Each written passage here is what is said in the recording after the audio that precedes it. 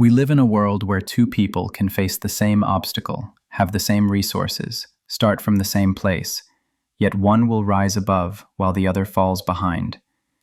The difference rarely comes down to talent, intelligence, or even opportunity. The difference is mindset. The winner mindset doesn't mean always being first or never experiencing failure. What matters is how you process reality, how you respond to setbacks, and ultimately, how you build the life you want, rather than accepting the life that happens to you. Today, we're going to dissect what actually separates those who consistently achieve their goals from those who don't. We'll look at the fundamental psychological patterns that define this mindset and explore how it can be deliberately developed. The winner mindset operates on a simple but profound principle. You see yourself as the primary agent in your life. Not the only factor, but the primary one.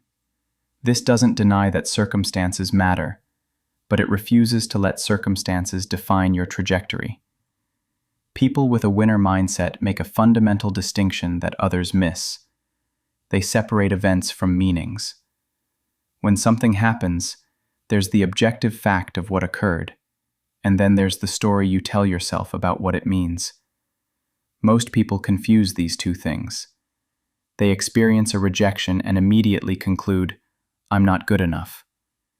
They face a setback and decide, "This path isn't for me."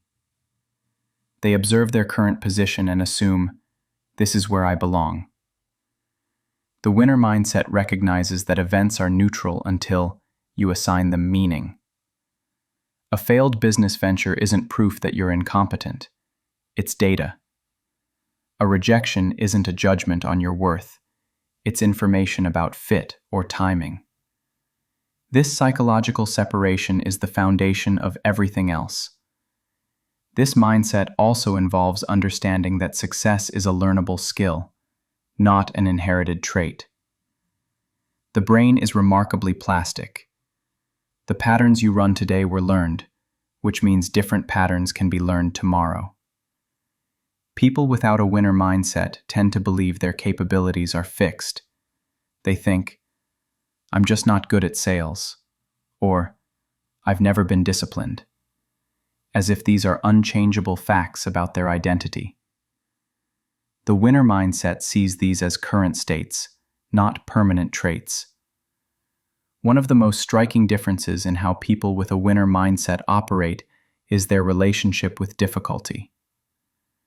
Most people avoid challenges because challenges are uncomfortable. They require effort. They risk failure. They expose gaps in your current abilities. The natural human response is to retreat to what's comfortable and proven.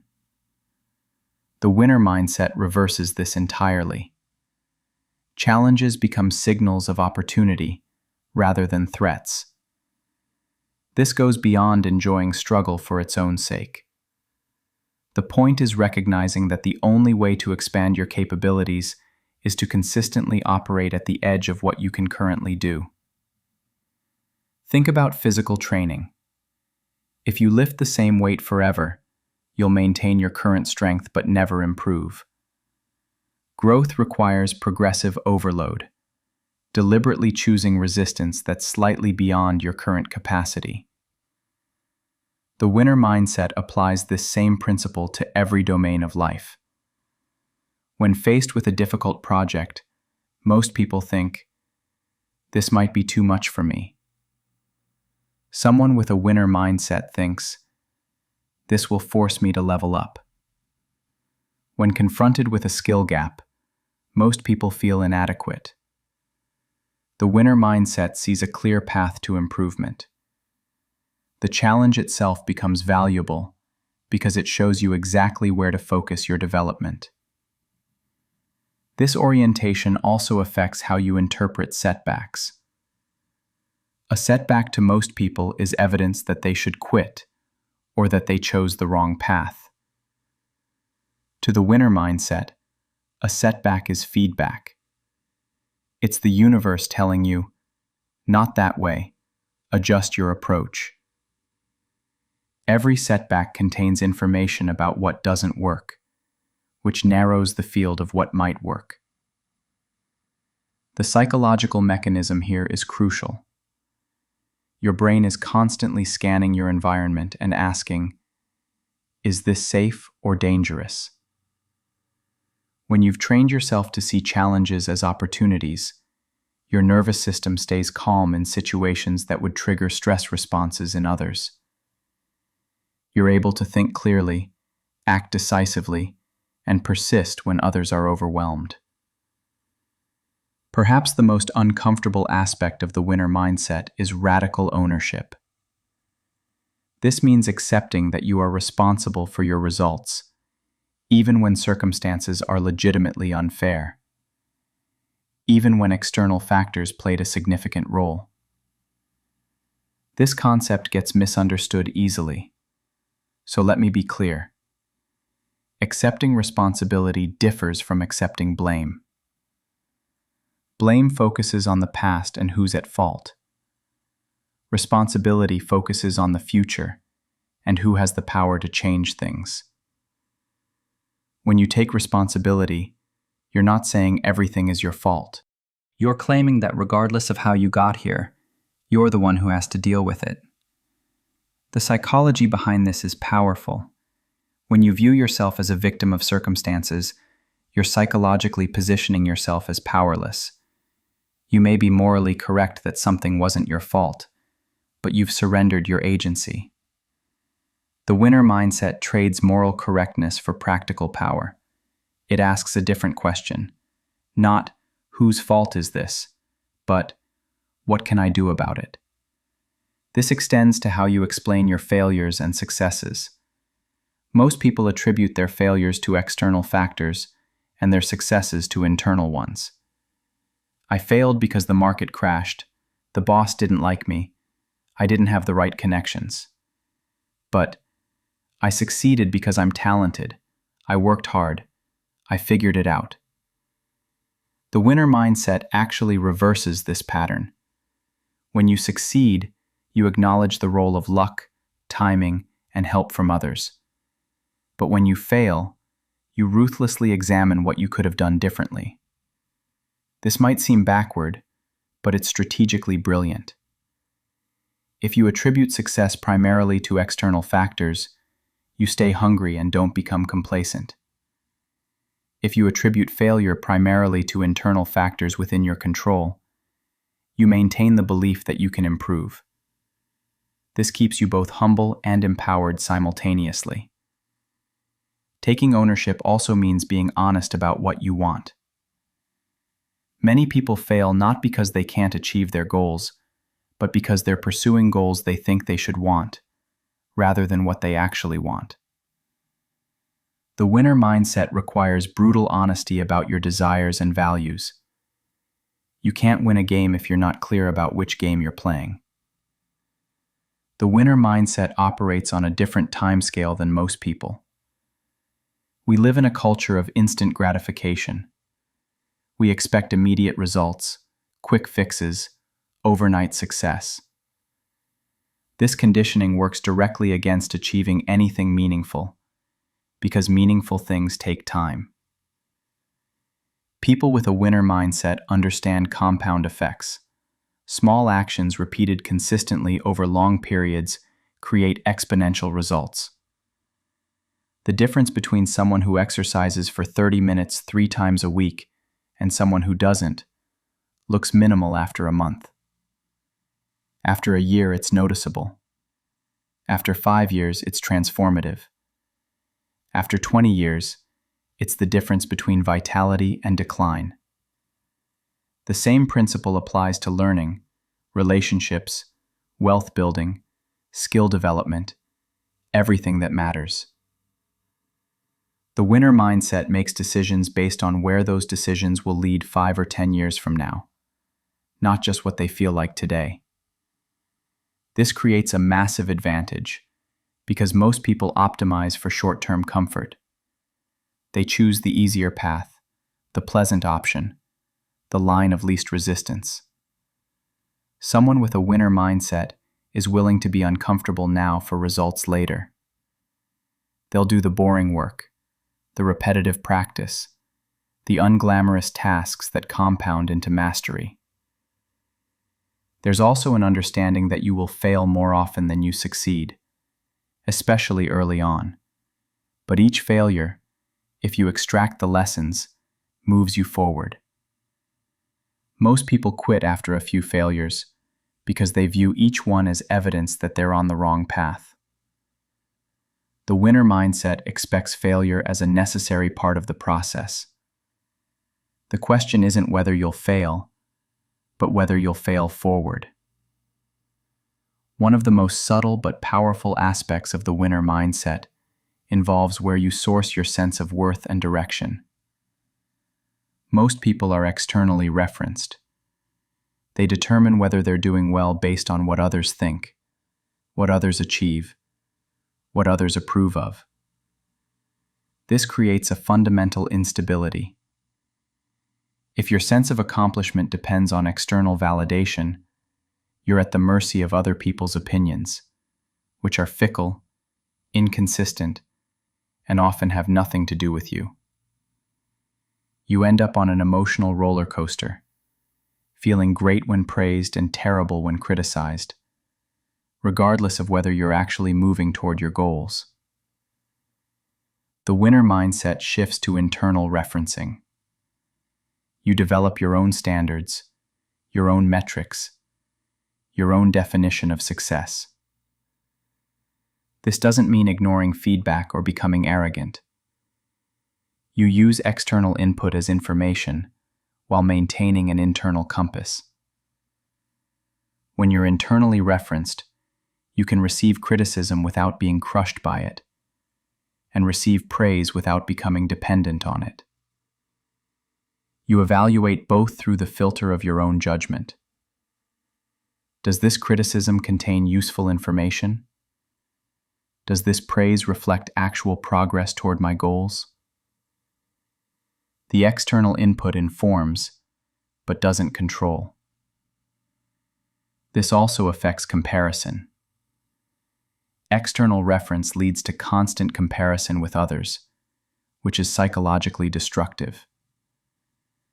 There will always be someone ahead of you in any dimension you can measure. If your sense of progress depends on being better than others, you're in an unwinnable game. The winner mindset compares you only to your past self. The question becomes, am I better than I was 6 months ago? Not, am I better than that person? Understanding the winner mindset is one thing. Actually developing it is another. The good news is that mindset is not fixed. It's the result of repeated patterns of thought and action, which means it can be deliberately changed. The first step is awareness. You need to catch yourself in the patterns we've discussed. When you face a challenge, notice your immediate reaction. Is it to avoid or engage? When something goes wrong, notice your explanation. Are you deflecting responsibility or looking for what you can control? When you compare yourself to others, notice the emotional response. Does it motivate or deflate you? Simply observing these patterns without judgment begins to create space between stimulus and response. That space is where change happens. The second step is deliberate practice of new patterns. Start small. Choose one area where you tend to avoid challenges and deliberately seek out a manageable challenge in that domain. If you avoid difficult conversations, initiate one. If you avoid physical discomfort, add intensity to your workout. The specific challenge matters less than the practice of moving toward rather than away from difficulty. When setbacks occur, and they will, implement a simple protocol. First, feel whatever you feel. Don't suppress the disappointment or frustration, but then shift to analysis. What actually happened? What factors were within my control? What can I learn? What will I do differently next time? This cognitive reframe becomes automatic with practice. Work on extending your time horizon. When making decisions, explicitly ask yourself, where will this decision lead in 5 years? This simple question often clarifies whether you're optimizing for comfort or results. Keep a journal tracking your long-term goals and review it regularly. The daily grind can obscure progress, but looking back over months shows the compound effect of consistent action. Develop internal metrics for success. Define what winning means to you specifically, independent of what others think or do. Write down your values.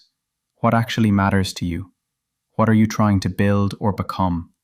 Use these as your measuring stick, rather than social media highlights or cultural expectations. Surround yourself with people who embody the winner mindset. Mindset is contagious. If everyone around you makes excuses, avoids challenges, and blames circumstances, you'll unconsciously adopt those patterns. Find people who take ownership, embrace difficulty, and play the long game. Their patterns will influence yours. Practice gratitude alongside ambition. The winner mindset is often mischaracterized as ruthless or dissatisfied. Actually, it combines deep appreciation for what is with determination to improve what can be. You can simultaneously be grateful for your current circumstances and committed to better ones. This balance prevents both complacency and bitterness. Finally, understand that building this mindset is itself a long game. You won't transform overnight. You'll have days where you slip back into old patterns. That's normal. The winner mindset includes being patient and persistent with your own development. Every time you catch yourself and choose a different thought or action, you're reinforcing new neural pathways. Over time, these become your default mode of operating. The winner mindset doesn't mean being perfect, never failing, or always getting what you want. What matters is positioning yourself as the primary agent in your own life, seeing challenges as opportunities, taking ownership of your results, playing the long game, and maintaining an internal compass. The beautiful thing about mindset is that it's one of the few variables in life that's entirely within your control. You can't control circumstances, other people, or luck, but you can control how you interpret events, what you do with setbacks, and where you direct your focus and effort. Every person who has achieved something meaningful has faced obstacles, experienced failures, and dealt with circumstances beyond their control. The difference was in how they processed and responded to those realities. They chose to see themselves as players in the game rather than spectators. They chose to extract lessons from failure rather than letting failure define them. They chose to build consistently toward a distant goal rather than optimize for immediate comfort. You have that same choice available to you right now. The winner mindset isn't something you're born with or without. It's something you build, thought by thought, decision by decision, day by day. Start today. Start small, but start. The question isn't whether you're capable of developing this mindset. You are. The question is whether you'll make the decision to do so, and then back that decision with consistent action. That's where winners separate themselves. Not in the decision, but in the follow-through. Your future self is watching. Make them proud.